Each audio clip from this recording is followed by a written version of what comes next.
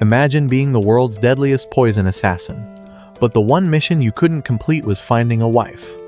Gero was raised to assassinate people without emotion, and everyone feared his deadly poison techniques. But when his clan told him to marry and continue the bloodline, his entire life turned upside down. A man who had never understood love was forced into the chaotic world of dating, relationships, and dangerous enemies. What started as a simple marriage mission soon turned into one of the craziest action romance stories ever. The story opened, and the main character, Gero, was on a mission to assassinate a gang leader who had enslaved many people, tortured them greatly, and whom no one had the ability to kill. Gero entered the hotel in the form of a waiter, mixed his special poison into the gang leader's food, and then walked out of the hotel. The gang leader died within seconds because Gero possessed a special poison power that allowed him to assassinate people with his poison and sharp techniques. However, his family placed a burden on him to get married. He did not know how to start a conversation with a girl like other people did, and he could not understand how people were romantic with girls. After the mission, Gero returned home where his sister, Akari, was very depressed. Their grandmother wanted both Akari and Gero to get married quickly, because they were the only two remaining members of the Poison Clan family. Their grandmother pressured them to marry, so that the family would not end and their bloodline would continue. After receiving a call, Gero went to meet his friend, Bugmaster, who had a special ability with scary creatures and because of this always wore a mask on his face. Bugmaster told Gero that he was getting married to a girl and showed him her picture. Gero was shocked because he could not imagine that any girl could like Bugmaster given the appearance of his face. Gero then left and reached the location of another gang leader, where he received a large sum of money for assassinating a girl named Kinosaki, who was a marriage swindler. She played with people's hearts, took all their money under the excuse of marriage, and then ran away without ever going through with it. They sent Gero to her room, where she was tied to a chair. Upon seeing Gero, Kinosaki began talking to him and told him that he was her first love, along with many other flattering things. However, she did not know that Gero was someone who did not understand the language of love. In the end, Gero revealed his poison materials and told Kinosaki that she could be assassinated within seconds and to close her eyes. But before he could carry it out, Akari called Gero and told him that she was going to break up with her girlfriend and marry a member of another big clan. Gero stopped her and told her not to break up with her girlfriend, announcing that he had decided to get married first. He told Akari to inform their grandmother that he would choose a girl by himself. Akari became happy upon hearing this. Gero then told his employer to assassinate the girl quickly because she had deceived many people. But Gero had already made a different decision. He turned to Kinosaki and told her that he would free her and save her life on one condition: that she helped him find a wife. Kinosaki became happy and quickly agreed to Gero's condition because her life was now far more important. Gero's employer became furious and ordered his men to open fire on Gero with many guns. Gero launched into action, injecting his poison-powered needle into their necks, placing masks over both his face and Kinosaki's face, and assassinating all of them within seconds because his power was extraordinarily fast. He was also a master of the Poison Clan family. In the end, he spared only the employer and shocked Kinosaki by explaining that he had used only a small amount of his poison in that place, so none of them died but would feel pain in their bodies for some time. Afterward, Gero called his sister and told her that he had hired a girl who would help him find a girlfriend. Upon hearing this, Kinosaki reminded Gero that she was still tied to the chair and asked him to help her. Gero was shocked because he had never touched a girl in his life before. Then Kinosaki revealed that she was not a girl but a guy who wore women's clothing. For one reason, his brother had been admitted to the hospital, and he needed a large amount of money for the treatment. So, he had started the work of a marriage swindler. This shocked Gero greatly because he had not sensed at all that Kinosaki was a boy and not a girl. Kinosaki then created a dating profile for Gero on his phone so that Gero could talk to girls and set up lunch dates. But every time Gero met with a girl, he failed to talk properly and frightened them away. Kinosaki was shocked at how Gero had spent his past life a powerful poison assassin who had killed many people, yet felt scared in front of girls and could not speak properly around them. Gero never showed a smile on his face, and every time he tried to smile, he frightened the girls. Many girls rejected Gero because his smile looked too dangerous. Eventually, after all the failed attempts, he washed away his frustrations in the bath. Afterward, the two headed home, but midway a man appeared and kidnapped Kinosaki. He was the brother of the employer who had originally hired Gero to assassinate Kinosaki, but he did not know that no one had the ability to stop Gero.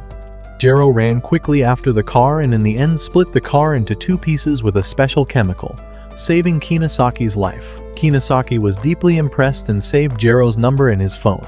After this, some scenes from Gero's childhood were shown. He was the apprentice of the most powerful poison clan master, who first taught Gero never to assassinate the master of any clan. He told him that if he ever took a mission to assassinate the master of any clan, he must charge 5 billion yen for that work, because assassinating any master who was also an expert in their own techniques was extremely dangerous work. He told Gero to keep those words in his mind always. The scene then shifted to Kinosaki, who showed Gero a dating spot located on a ship. He told Gero to go there, and after some time, both of them arrived at the spot. Everyone around them was very happy, and when Gero saw the interior of the ship, he was shocked because the place was breathtakingly beautiful and filled with a large number of paintings, each priced in the millions. Kinosaki then began Gero's training and told him that a good date meant talking to a girl in a lovely and attractive voice that would impress her greatly. But even after a long time of practice, Gero could not do it because he did not know how to start the first word of a conversation with a girl. Kinosaki then told Gero a simple love story and pointed to a man whose painting had sold for millions of yen. Everyone admired him greatly, but his face was very plain and not handsome. However, his loyalty to his wife was extraordinary. He came out from the crowd, held his wife's hand, and walked away with her. Kinosaki explained that this was a love story and that was romance. The man held his wife's hand in front of everyone, but Gero told him that if he asked about his own work, he was a master at that. Romance, however, was something completely different and far more difficult. Suddenly, a bell rang on the ship announcing that a girl named Himekawa had stolen a painting worth 2 billion yen. All the guards tried to catch her, but she escaped the ship, got onto her shark, and reached the riverbank.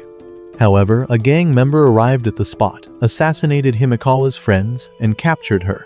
Meanwhile, on the other side of the ship, while Gero and Kinosaki were eating their food, Kinosaki told Gero that from that point on, he should not take missions in which men or boys were in trouble. Instead, he should take missions where his work was to save beautiful girls who were in danger, so that he could make an impression on girls by saving their lives. Then Himekawa's friends came to that place and told them about her, that she was a very kind person who helped people in trouble. She had returned stolen paintings to their rightful owners, people from whose homes the paintings had been taken, and had made them happy by doing so. But now she was in very bad condition, and they asked for help. Gero raised his hand and told them he would help Himekawa and save her life. But when they heard from Kinosaki that Gero was a poison master, they were all shocked and said they would pay his fees even if they had to sell all their equipment and organs.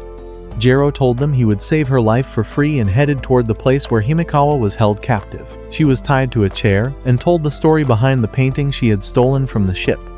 She explained that inside the painting was a woman who was the mother of a little girl living with her father. The painting was the only thing the girl had to see her mother's face. Because it had been taken from them, Himekawa had stolen it from the ship with the intention of returning it to the girl. The gang leader became furious and started torturing Himekawa. Meanwhile, Kinosaki and Gero entered the building and easily assassinated 2 guards who stood in their way. Kinosaki was very shocked to witness the speed of Gero. Kinosaki then taught Gero a few more words that he could say to Himekawa when he first met her. Gero proceeded to assassinate the remaining guards one by one while listening to Kinosaki's advice on how to impress Himekawa. In the end, after assassinating all the guards, Gero entered the room where Himekawa was held. First, he cut off the hand of the gang leader right in front of Himekawa and injured him very badly. Then, he calmly told Himekawa that she was safe now, and she became very happy. But before they could leave, the water master Yushio arrived and seized Himekawa. At that moment, Gero activated his poison power, put on his mask, and injected poison into Yushio's body, then quickly attacked the water master and took Himekawa back from him. Their fight began, and it was very intense because it was the first time Gero had fought someone with such a high level of power. Gero was injured badly during the battle. The water master then offered Gero 10 times more money than what Himekawa's friends had offered him, in exchange for abandoning the girl and not saving her. But Gero refused and attacked the water master with full force. Using his power and incredible speed, he broke open the water master's suit, and inside it, a girl was revealed who could not breathe in open air. Upon seeing that there was a girl inside the suit, Kinosaki and Himekawa were shocked. But the Water Master did not stop fighting. She quickly used her power, in which every attack could assassinate anyone within seconds. Gero began to feel weakness because his injection was near Kinosaki, and he could not reach it. He tried to save himself from the Water Master's attacks and ran. But this time, Kinosaki was badly injured due to the water attack. Himekawa then realized that Gero had put his life in danger because of her, as he had wanted to find a girl and get married. Kinosaki had already revealed the truth about Gero to Himekawa while Gero was fighting the Water Master. Himekawa quickly picked up the injection, jumped from the top, and reached Gero, who was in a very difficult state. Himekawa landed on top of Gero's body, and he had never touched a girl's body before. But that was not the time for such thoughts. Gero quickly took the injection from Himekawa and injected it into his own body. Himekawa was very happy to have helped him. But the Water Master seized her and told Gero to stop fighting. However, his power had now grown greater than the Water Master's. Gero quickly ran toward the Water Master and attacked her with full force. She could not anticipate his speed, and at that moment, Gero broke her entire suit and injured her badly, saving Himekawa's life, who had fallen unconscious. Gero held her in his hands, but when he looked at his hands that had touched Himekawa's body, he grew troubled and wondered whether she liked him or not. Before leaving, Gero healed the Water Master with a special cream that allowed her to breathe fresh air. This step shocked the Water Master deeply because no assassin had ever done such a thing. But Gero told her that he was not like the others. After this, the gang leader apologized for his mistakes. Himekawa took the painting of the little girl's mother, and they all left that place and returned to their homes.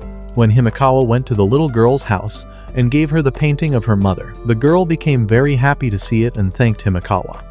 On the other side, Himekawa's friends and Gero watched the whole scene on camera. Himekawa told the little girl that the painting had been saved because of Gero. So the little girl spoke to Gero and thanked him. But Gero did not speak anything because he did not know what to say at that moment. Kinosaki then made a plan for going on a trip with Himekawa, and Gero agreed because he knew that Kinosaki would help him during the conversation with Himekawa. But at the exact moment when Gero reached Himekawa, Kinosaki told Gero that he was not coming with them. Gero was shocked because he felt fear about how he would start talking with Himekawa on his own. The two of them arrived at a shark party where everyone wore shark hats on their heads. Gero did not like it and became annoyed. After this, they both sat at a table and started talking, where Kinosaki helped Gero by sending him messages that Gero read and then used to talk with Himekawa. In the end, after a great deal of effort, Gero spoke from his heart and asked Himekawa if she would be his friend.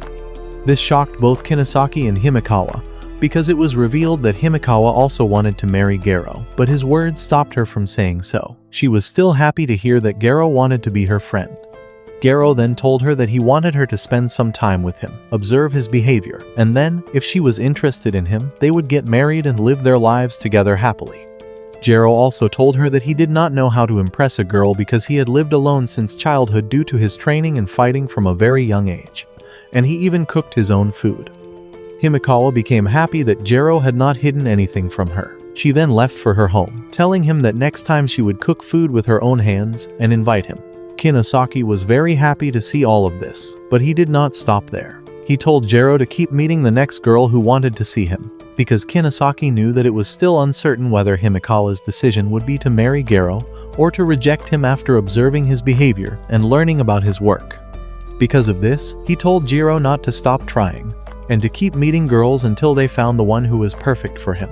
The next day, Gero was seen at a university party where all the friends were very excited about going on a camping trip. Gero sat near a girl named Yurishiro, who was very shy and did not talk well with anyone. Every time she tried to tell someone her name, she became confused and could not speak properly. At one point, while all the students enjoyed their drinks, Yurishiro slowly left her seat and walked toward a group of girls to join in the cheers. But when two second-year girls asked Yurishiro her name, she became confused and was so nervous that she could not tell them her name. Watching all of this, Gero grew bored. He already knew that Yurishiro was a very timid girl, and because of this, her uncle had hired him for her protection. Yurishiro's father had been the CEO of a company, but after his death, Yurishiro's aunt wanted to take control of the entire company. She was very dangerous and was willing to do anything to Yurishiro in order to seize her property. Because of this, her uncle had hired Gero to protect her. Yurishiro thanked Gero for taking the job. It was because of Kinosaki, who had told Gero that next time he should take girls' safety jobs to improve their personalities, and through doing so, he would gradually gain control over his own heart, and his behavior would slowly change after meeting different types of girls who were in danger. During that time, when Yurishiro went back to her class, all the students became lively again. Seeing them all, Gero tried a trick and drank 8 glasses of drink one after another, shocking everyone because it was considered a world record. But after that, Gero brought the entire drink back out in solid form by using a water-absorbent polymer. He thought the girls would be impressed, but it looked very awkward because no one appreciated solid drink coming out of Gero's mouth. Then another boy named Nakuro stood up and introduced himself to everyone in a very charming and romantic style, impressing everyone in the room. The girls in particular were very impressed and gathered around Nakuro, sitting near him and starting conversations. Kinosaki, Gero, and Yurishiro then left the party. On the way, Gero asked Yurishiro why she was going on the camping trip when she already knew her life was in danger. Yurishiro told him that when her father passed away, he had told her not to fear anything even when she felt weak, but to keep trying hard to make herself stronger. Because of this, she took risks in order to grow stronger. Upon hearing this, Gero was shocked that this girl was actually very brave.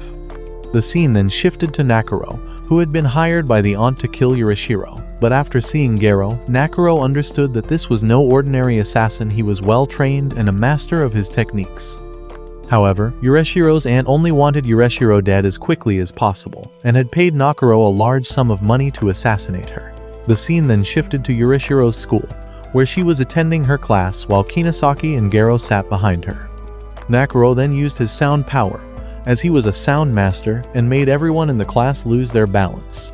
Even Gero was affected by his power, which was extremely strong. But before Nakuro could destroy the entire building, Gero quickly activated his power, injected poison into his own body, and saved Yurishiro's life just before the building was destroyed. Nakuro then realized that defeating Gero would not be simple, because Gero used poison to strengthen his body. However, Nakuro also understood that without poison, Gero remained weak. After this, Yurishiro returned home and told everything to her uncle, who said nothing in response because he already knew that Gero had saved her. She then packed her luggage and joined all the students heading toward the village for the camping trip. During the journey, Yurishiro fell asleep on Gero's arm, which shocked him greatly because he was not used to such closeness. On the other side, Nakuro was charming many girls during the trip and talked with them happily, and the girls were very fond of him. After reaching the destination, Kinosaki told Gero that girls liked men who cooked food. Gero then got to work and impressed many of them. All the students enjoyed Gero's food tremendously because it was absolutely delicious. However, no one joined Yurishiro, and she felt sad and lonely. She then quickly changed her clothes to attract the attention of the students and transformed herself into a magician, performing some magical tricks that shocked everyone. Because Yurishiro knew several tricks of magic that both Gero and Kinosaki greatly enjoyed. Then, suddenly, one of the boys told all the students about the curse of Lord Chladni, who was said to live in that jungle. This frightened everyone because they did not know much about the curse, which was said to control people's minds and force them to do whatever it commanded. This deeply unsettled both Kinosaki and Yurishiro. Meanwhile, on the other side, Nakuro was seen deep in the jungle, where he fired his powerful wires throughout the entire jungle in preparation to assassinate both Gero and Yurishiro. He knew that Gero would do everything in his power to protect Yurishiro. After this, all the students were seen enjoying a task in which they showed their courage by putting their faces into a wooden-shaped box. The box was located inside the jungle interior, so they all paired up and went inside the jungle to find the wooden box. If they found it, they had to put their faces into the wooden box structure and take a selfie. Gero and Yurishiro were paired together and both went inside the jungle to find the box. The jungle was very scary, and Gero told Yurishiro to leave the game and return to the camping area because no one could know when something bad might happen, and it was the perfect place for an assassin to target her. But she did not accept his advice. After walking inside the jungle for some time, they finally found the wooden box, put their faces into it, and took a selfie. But when Yurishiro looked at the phone, she noticed that instead of Gero's face, a strange symbolic face appeared in the picture. This shocked her greatly. At that same moment, Gero disappeared from the spot because all of this had been done by Nakuro using his powers to assassinate Yurishiro. She then saw Gero standing near a stone, but suddenly, his face changed into a symbolic form and his body turned into a creature that ran after Yureshiro. She became very scared and ran as fast as she could to save her life. In the end, she entered a shrine and locked the door behind her, but even that was not a safe place for her. When she looked ahead, she noticed that her father had appeared and began talking to her, which shocked her greatly because her father had already passed away. He offered her a drink, but suddenly his face turned into a dangerous shape, and he quickly took control of Yureshiro's mind through his eyes. Her father figure then began hanging Yureshiro with a rope, but before anything terrible could be done to her, she returned to her normal condition and quickly ran toward the gate and went outside, where she realized she was falling from the top of a mountain with no chance of survival. But at that exact moment, Gero arrived and saved Yureshiro's life using his water-absorbent polymer power. He then told Yureshiro that all of this had been done by Nakuro in order to assassinate her, and that Nakuro had been hired by her aunt to kill her. Gero then told Yureshiro to head back to the camping area, but she could not walk on her own feet, so she quickly held onto Gero's body and he began running at full speed using his power. But now they faced Nakuro's wires, which were extremely dangerous. Nakuro had been waiting for Gero to enter his territory so that he could assassinate him with his sound power. Nakuro attacked Gero on the way, but Gero did not stop and destroyed all of Nakuro's attacks. By this point, Gero understood that Nakuro intended to assassinate him first and then go after Yureshiro. So he gave Yureshiro headphones so that she would not hear Nakuro's sound, but it was already too late. Yureshiro had heard Nakuro's sound and suddenly turned into Nakuro's slave because he controlled people using the special curse of Lord Chladni. He then took control of Yureshiro's body and made her believe that her uncle also wanted to assassinate her, and that her aunt was actually a good person.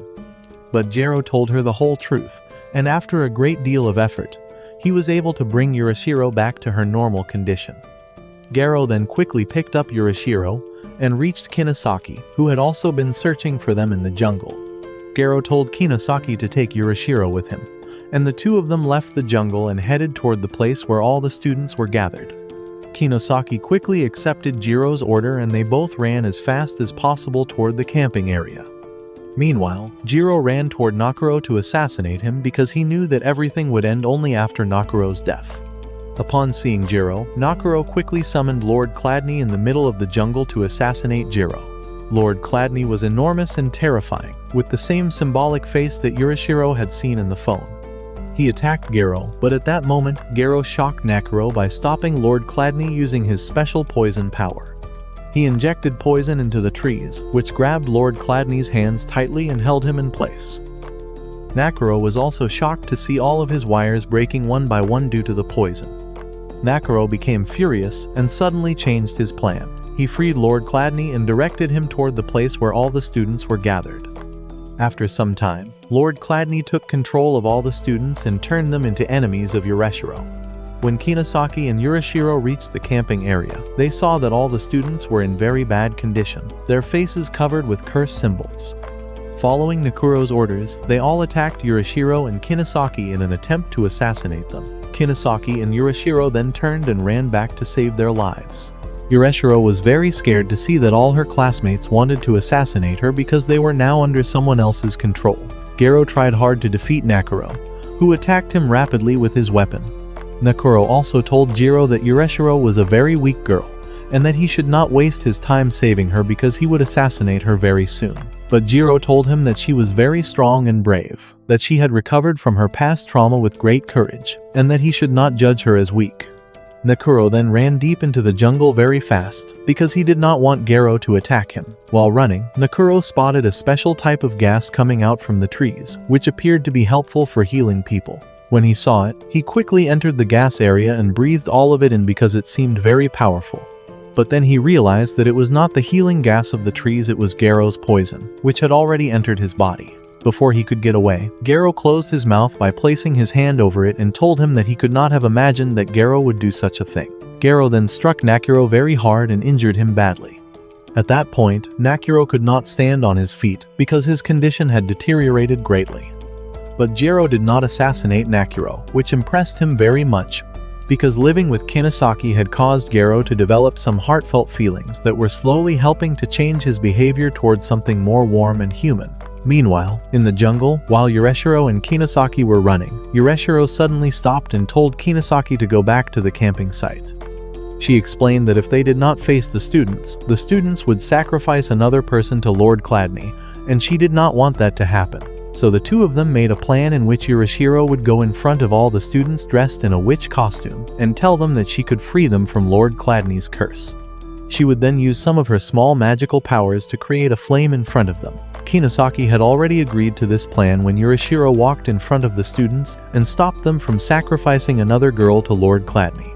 She told them that she could free them from the curse and asked them to believe in her. At first, they stopped, but then they grew angry at Yureshiro because she had not yet shown them her magic. She had also prepared a second plan in case their first attempt failed, in which they would simply run again. But this time, Yureshiro managed to earn their trust. She then used her magical power and created a flame that looked extremely powerful and hurled it toward Lord Chladni, who was deep in the jungle. When Gero saw the flame attack, he quickly jumped onto Lord Chladni's body, helped Yureshiro, and attacked Lord Chladni with his special poison power, finally assassinating him. After witnessing all of this, all the students were shocked and could not understand how Yureshiro had done it. After this, Gero told Nakuro that he was freeing him, in the hope that he would not assassinate good people in the future. Sometime later, Yureshiro's school team arrived, and they all returned home. But Yureshiro did not stop there. She went straight to her aunt, who was in her office, and told her that she wanted her to teach her everything that a CEO needed to know. Upon hearing this, the aunt felt sad and ashamed deep inside because she had done many wrong things to Yureshiro. But from that point on, she accepted Yureshiro as her student and began teaching her everything. Meanwhile, Kinosaki and Gero left the place because Gero now understood that Yureshiro had no time for love at that stage in her life. But when they reached the bus station, Yureshiro quickly appeared in front of them and invited Gero to one last drinking party, where they all were very happy together. Yureshiro did not want Gero to leave, because she wanted to spend more time with him. During the gathering, they all showed each other their little magical tricks. Kinosaki was not particularly interested, so Gero created a rain of flowers for both Kinosaki and Yureshiro, which they loved very much. Yureshiro then told Gero that she wanted him and that she was falling in love with him. She added his number to her contact list so that she could call him, because she liked Gero very much. After Yureshiro left, Kinosaki came to Gero and told him to prepare for the next mission. But Gero told him that the following Sunday, he was going to a friend's wedding.